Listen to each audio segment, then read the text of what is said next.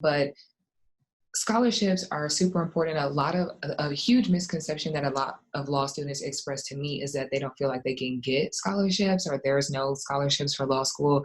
And that is the furthest thing from the truth. Like I mentioned earlier, there are scholarships that they usually have on the website that they promote because they want to attract a certain type of candidate with the money.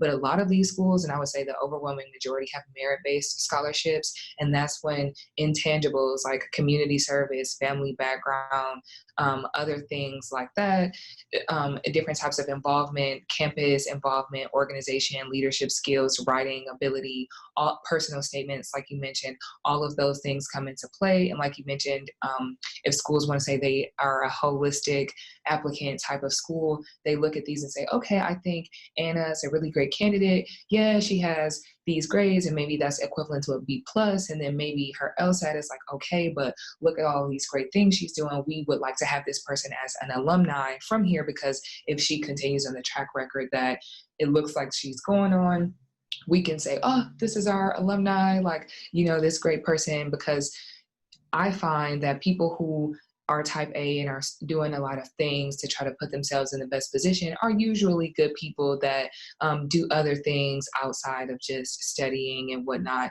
And schools look at that too. And so I would encourage students who are in college to get involved in addition to doing the writing and the test and the practice, because and you kind of have to do this before you go to law school to build yourself up to that, or excuse me, before you take the LSAT to build yourself up to that point. But I would definitely encourage students to do that. And not only that, you will find your personal statement will be a lot more interesting with various experiences. And I can't even say how many schools try to commit themselves to diversity by relying on these personal statements and the expressed experiences of these students. So just because the school website only says that they offer a certain amount of scholarships does not mean that you should not apply because you don't think you'll get the money. You should apply anyway and see, because I got, when I was applying to law school, about 7 full tuition scholarships.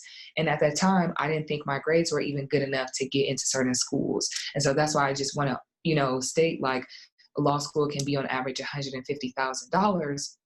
And if somebody is, wiping out $90,000 or $100,000 of that based on you just being yourself and being involved and engaged, that can be a really important tool to, one, prevent you from playing money, but also in shaping the decision of what law schools you want to go to. Thanks for tuning into the show. Please subscribe if you haven't done so already to be notified of new episodes as I release them. And feel free to reach out if you need anything at all as you move forward with your prep. I'm happy to help however I can. In the meantime, I'll wish you all the best and take care.